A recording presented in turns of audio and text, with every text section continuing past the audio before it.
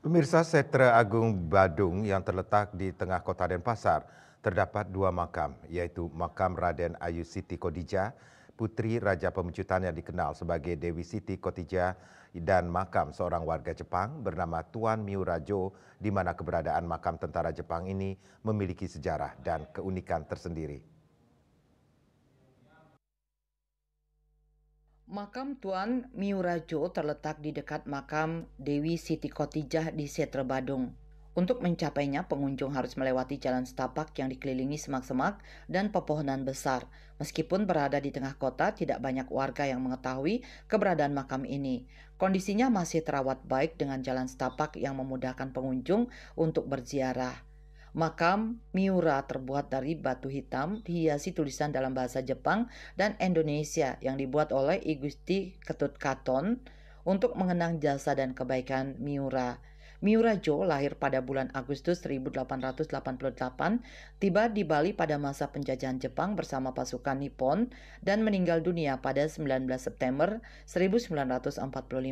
Miurajo dikenal sebagai sosok yang santun, ramah dan suka menolong warga tanpa memandang pangkat dan derajat sosial dalam masyarakat.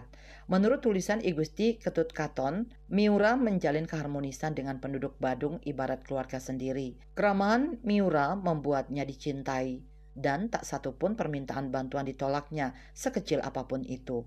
Ia bahkan memperlakukan warga seperti anak sendiri, senantiasa memberikan nasihat dan ketentraman bagi siapapun yang berada di dekatnya. Beliau seorang yang kita kenal seorang tentara. Nah, apakah beliau tentara Jepang ataukah beliau penduduk Jepang yang ikut serta di dalam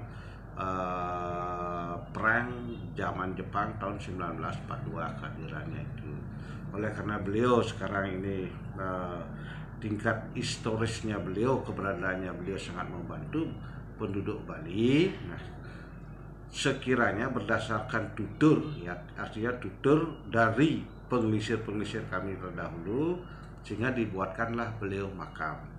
Nah, dibuatkan beliau makam berkisar antara tahun 87 sampai tahun 90, saya belum tahu itu karena terbitnya Perda nomor 3 tahun 86. Nah, itu dia pakai patokan sehingga antara 87 sampai tahun 90. Berkaitan keberadaan beliau sekarang ini kan tidak pernah dipublikasikan.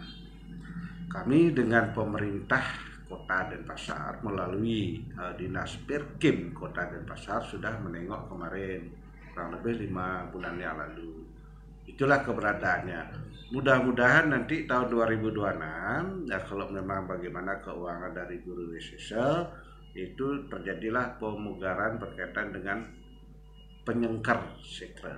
Nah, termasuk nanti di dalamnya saya akan renovasi, artinya pemugaran tempat tersebut, sehingga masyarakat biar tahu bagaimana keberadaan beliau ada di sana. Kita boleh saja melupakan seseorang, tetapi jiwa yang ada itu kan tidak bisa.